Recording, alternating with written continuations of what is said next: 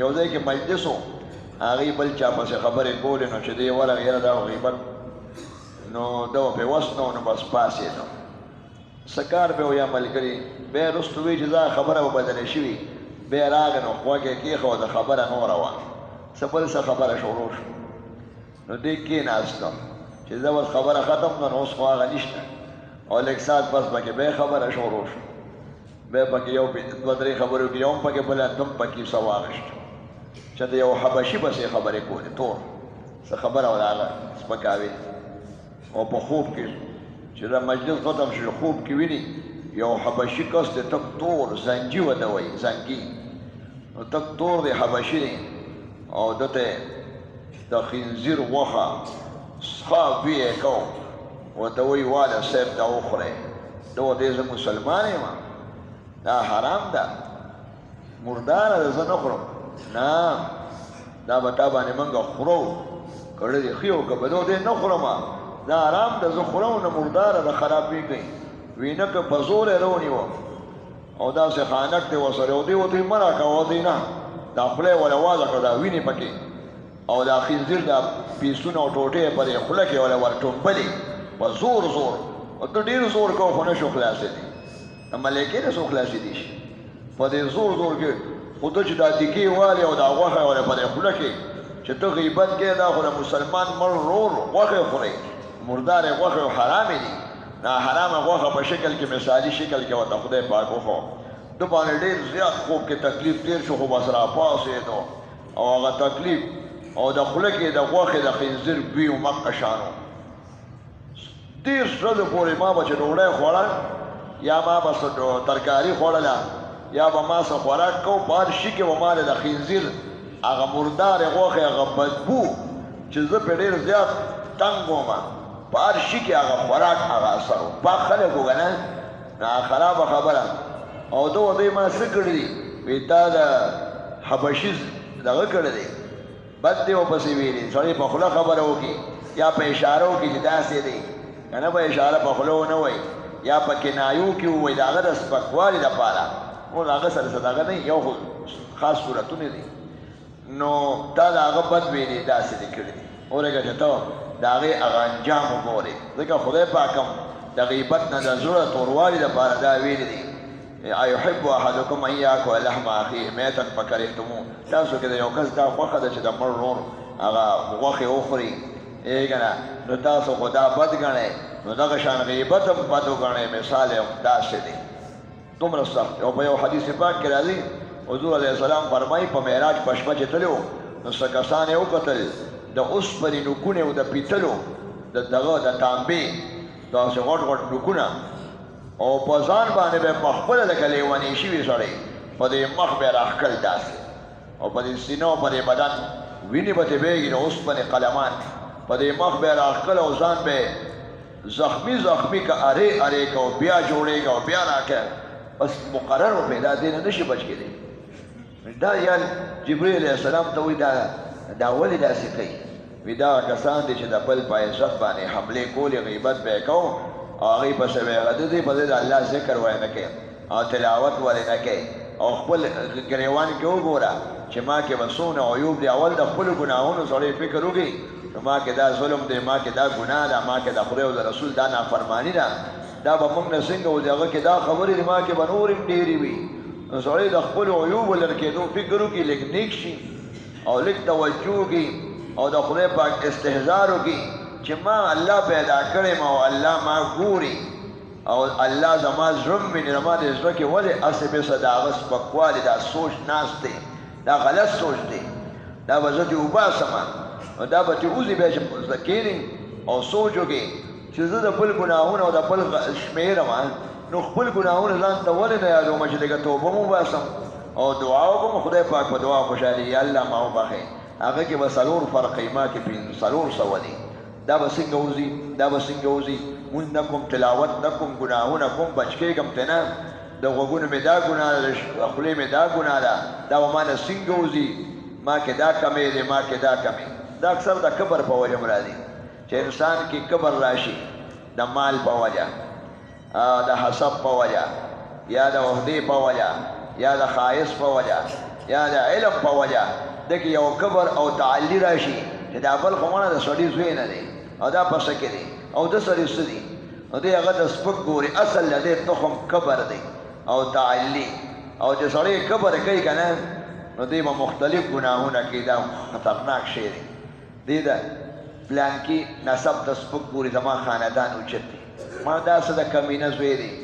کله پلار یا دی کله مور یې څه ښځه نه ده پلار یې د سړي زوی نه دی خاندان شریف نه دی دا څه جولاګان دي پلان کې دی سپک وایي یعنې زه اوچت یم یا مال ورسره ډېر ما سره دومره ګېډې دي ما سره مال دی او د سره څه دي نو هلکه ور خدای نه دي ورکړی دعا ورته وکړه چې یا الله ورکړي یا الله د ماله پکې خوشحالي نصیب کړي ته د مال په وجه ته خپل دا شمېرې او د خلکو یو شمېرې دا څه کوې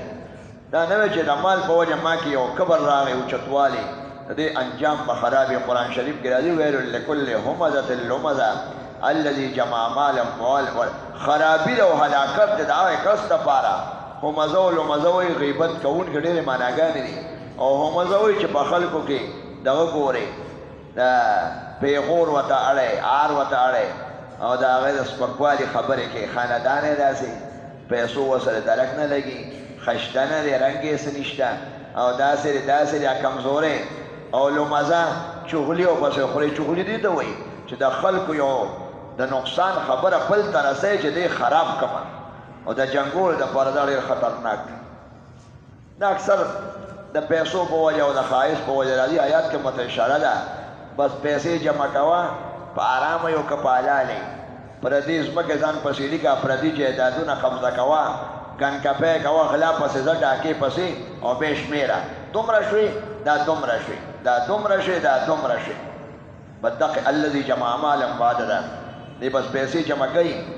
نو دا به څه جوړ کړي ځان نه خپل کمزوري وباسه پیسې ګټل څه دغه نه دي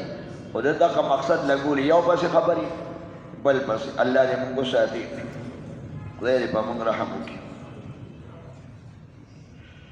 البته ما راته وایي تا باندې چا ځوامې ویلو تا باندې چا ظلم کړی دی نو هغه ویلی شي هغه داسې کس ته ویلی شي چې هغه تدارک کولی شي یا تدارک یې نه شي کولی ویلی شي نقصان الا من ظلم هغه کولی شي یا داسې چې یو سړی بل چا ته نقصان رسوي دیني یا دنیوي نو ته ویلی شي دا سړی بد دی لکه حضور علیه السلام قسم یې تاسو ته کړې وه یو سړي باره کې وی دا د قوم کې ډېر بد سړی دی نو بیا صحابو تپوس وکړه چې تاسو د ده د شر نه بچ شئ د هغه د تحقیر دپاره نه و د نارینه و زنانه و مسلمانانو د بچکولو دپاره و هسې نه چې خبر نه دی او پسې لاړ شي نو دغه دپاره ویلی شي یا دا ستا حق ورسره ګیر دی عدالت کې او قانون ته ویلی شي حاکم ته هغه دا ویل روا دی یا تا نه څوک مشوره وغواړي چې دا زوی له دا جینۍ کوم یا دې لور له دا هلک راغلي دي څنګه دي تا ته پته چې خو غله او ډاکوان دي او د هغه د سپکوالي دپاره نه ده دا دوی ما ته حقیقت حال خبر کړه هلکه دا کس داسې دی خطرناک دی مونځ اودس نه کوي ما ته چې څومره معلوم دی چرس هم څکي لوفر دی شراب څکي دا اوس دا د ضرورت د مشورې په وجه هغه ته ویلی شي دغه روا دی چې دا مسلمان نارینه زنانه یا زما د ملګری او دوست آینده مستقبل کې د پریشانۍ نه بچ شي نو داسې کولی شي چې هسې د سپکوالي لپاره بل پسې لګیا یې دا ډېر خطرناکه خبره ده دغه به بلا ضرورته نه کوې ځکه چې دا کوې نو ته د دې په ځای ذکر وایې نه کوې د دې په ځای استغفار وایې نه کوې د دې په وجه خپل کمزورۍ ځان نه ښکلو کوشش ولې نه کوې علاج د غیبت نه بچ کېدو دا دی د غیبت مجلس نو فورا هغې ته وایې مه کوې دا ګناه ده او یا وله خبره بدله کړو او یا دې پاسه که نه کېږي چې پاسې چپې یا پکې سماله خو خامخا مجلس کې سړي ساري چې لس دی وایي نو دوه به پکې دی وایي خامخا نو خدا چې هغه مجلس خبره بدله کړي یا چپ پاتې شي او ځان ترې بچ کړي او د هغې ورته وعید ووایي چې موقعي او بل طریقه دا ده چې غیبت وکړي نو اول به خو کښېنه اورې به نه خو چې وکړې ما راته ویلو ځان باندې به جرمانه کړي یو 50 سل روپۍ به زه غریب له ورکوم یا چنده کې دلته که ما یو خبره وکړه سل که دوه مې وکړه 200 که درې مې وکړه 300 چې دا 300 څلور روزانه ورکوې که نه نو ورو ورو به ګریډ کمیږي په لاندې به دی ورو مې 800 روپۍ ورکړي دا ما خو دونه مزدوري نه کړې دا دونه پیسې لاړې په بل ځل به 500 درجې بل به 300 یا روزانه ما نه پیرودونکو دې خپل کار دی کې خلک خدای دې ښه کړي نو تاسو به ځان باندې جرمانه کړئ نو بچ به شي او یا دا چې پیسې د سره نه وي یو 10 لکه د نفل مکوم کې 10 خبرې مې کړي یا لس مې وکړې چا پسې چې یو 10 لکه د نفل وکړې خو مونځ هم ډېر وګود دی ګران کار هم دی او یو 10 لکه د به ماښام نفل کې او دکان هغه شان کولو دی دفتر کولو دی او به یو 10 لکه ده چې د املا د لږه برابر شي ځان ته مې څه کار کتلی دی پرېږده چې د خلکو په سړو خبرې نه کوم ځان له مې ډیوټي کتلی ده دغه مونځ 10 سال باندې به جرمانه کېږي انشاءالله سم بشي دویم دا چې چا غیبت ته کړی دی هغه ته خو د نقصان رسولی دی نو هغه ته ووایه ما تا پسې څه ویلي دي ما ته ما معاف کړه خو دا په ځان اره راښکل دي دا ډېر ګران کار دی دا چې سړي کې عاجزي وي او ډېر د خدای نه یریږي او د آخرت د پیشې په دې سر باندې دا سوچ سوري چې زه خدای ته مخې ته شم دغه شان په من او خیرن به لاړ شم راشه دا خبره صفا کړه نو هغې ته دې ووایي چې ما معاف کړې او که هغه مړي یا پېژنې نه نو حضور پاک صلی الله علیه وسلم احادیثو کې راځي چې کفاره د دې دا د ان یستغفر لمن یغتاب چې دې بخښنه وغواړي چې چا غیبت کړی داسې به وایي اللهم اغفر له وارحمه یا الله ما چې چا پسې سپکې خبرې کړي چې داسې دی داسې دی داسې دی د سپکوالي لپاره که نه ذاتي معامله ورسره نه نو یا الله هغه وبخې رحم پرې وکړې ویې بخې رحم پرې وکړې نو انشاءالله دې سره به ستا الله پاک به د هغه ته د معافۍ توفیق ورکړي او داسې هم کولی شي چې په خط به ته ولیکئ چې هلکه وروره ما تا په سوي ما ته معافي وکړه معافي ته حاصل کا سوال جواب ولیکه او یا خط ولیکه دا لوی عالمان مفتی محمد شفیع صاحب رحمت الله علیه او مولانا تانوی رحمت الله علیه د هغې پیر صاحب و هغې ټول یو خط چاپ کړو او خط به یې دغه شان ورکړو چې څومره پیژنګلو کسانو تاسو ټول پیژنګلو یې زموږ او نور هم داسې دي پخواني ټولو ته فوټوسټیټ خط یې ورکړو چې ما تاسو څه ویلي نو ما ته معافي وکړي باقاعده خط به بیا جواب راته دا مې دوست دی دا مې کاکا دی دا مې دکاندار دی دا مې ګاونډي دی هر یو پسې لګیا یو مونږه زمینداران زمیندار پسې لګیا دکانداران دکاندار پسې چې څه ورځي هغه وایي ټول رس نو داسې چل به وکړې چې ټول دکانداران به خپلو ملګرو ته ووایي چې وروره اجمالا معافي ته وغواړئ په خط کې چې ما ته معافي وکړه د جرم څه پته نه لګي که مړ شوم نو چې به یو ځل معاف کړي انشاءالله او الله پاک هم تواب دی او معافي قبلوي ما راته تېره حضور پاک سره قسم یې کړې وه په تقریر کې خلکو ته د جمعې په بیان کې ودرېدو وي ما تاسو ته ځان حواله کړ د خدای یره پرې راله ما تاسو ته ځان وسپاره راشئ ما نه بدله والی که چاته مې څه ویلي یا څوک مې وایلي یا مې څه مال ورته رسولي نقصان هغې خو نه و کړی نو راشئ زه اوس حاضر یم بدله والی چې آخرت کې په ما بدله نه پاتې او دغه غواړم نو چا څه وي خو صحابه کرامو خو حضور پاک باندې علیه السلام باندې ځان قربانو اعلان یې وکړو زما تاسو ته هر څه حواله دي راشئ که چا پیسې وي که د چا څه کنزل مې چاته کړي چاته مې بد ویلي شتمته او ضربته ما کنزل کړي راشئ ما ځان تاسو ته ودرولې مخامخ به ولاړی وي ودرېدم بس بیا یو صحابي راپاڅېدو صاحب تاسو یو ځل زه دغه باندې والی وم په تشي باندې غزار دې را کړو نو زه تاسو نه بدلالم وی راشه ما نه بدله والی بس هغه راغی او چې راغی نو حضور پاک ورته یې والی بدله زما بدن چې څه کوې راسره وکړه ټول خلک غلي ناست دي بس هغه ورته یې ځي تا چې ماله دغه راکو ډب راکو لاس نو هغه زما کمیس نو او تا خو جامې جوړې وی ښځه به تا ته څادر اوچت کړم نو بیا څادر مبارک یې ورته اوچت کړه هغه شانه پملی والی نو بس راغی هغه مهر نبوت یې ښکل کړه هغې پورې ونښته وی به دا مې ارمان و چې زه ستاسو په هغې ملا باندې چې کوم مهر دی هغه زه ښکل کړمه نو دغه بهانه مې وکړه دا ګستاخي ما ته معاف کړې بیا معافي مې وغوښته نو هغه خو بدله نه اخېسته خو دغه ما یو موقع دغه شان سوچ وکړم چې راشه بدلې په نوم به دا کار وشي نو دغه لپاره مې کړی صاحب ما ته معافي وکوې چې دومره لوی پیغمبر دومره عظیم الشان سید البشر د خلکو نه شاګردانو نه معافي غواړي نو د نور موته پکې د کم باغونه یو الله په موږ چې چا په څه ویلي الله پاک دی د هغې زړونه نرم کړي چې موږ ته معافي وکړي ته د بل مسلمان ذکر کې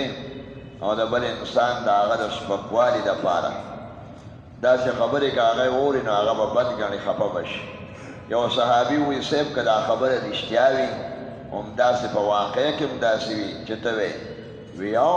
همدې ته غیبت وایي او چې کوم پکې نه او ته وایې داسې دی نو دا خو بهتان دی یعنې د دروغو الزام دی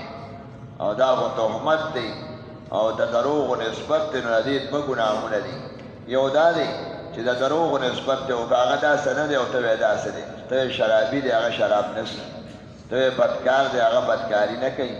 نو یو خو یې دروغو نسبت وکړو او دویم دا د سپک دیم که که نه د تحقیر دپاره نو د دې وجه علما وایي د دې ډبل ګناه ده هغې ته تهمت وایي الزام تراشي وایي د دروغو نسبت وایي عربی کې ورته بهتان وایي واذا لم یکن فیه فقد بهته چې پکې خبره نه وي او ته وایې داسې دی داسې دی داسې دی نو دا خو بهتان دی بهتان کې غیبت هم راغی پیش شادي او پسې بد هم وایي او دروغ دی مو چې رښتیا وي دغې ته غیبت وایي د دې وجه نه ټول مجلسونه د ټولو خلکو په معاشره کې دا خلک پکې پروتې دي او سړی یې ګناه ګڼیم نه ویره ما رښتیا وي او ما ګپ لګو قصه ګویې دپاره او مجلس ګرمولو دپاره هسې د زړه بړاسو باسي لګیا یو بل پسې د دې انجام خراب دی او چې فایده هم پکې دغه نه وي هسې که د هغې هغه کوم صورتونه چې راوالي د هغې کې م احتیاط دی حضور علیه السلام فرمایي وي غیبت د زنا نه سخت دی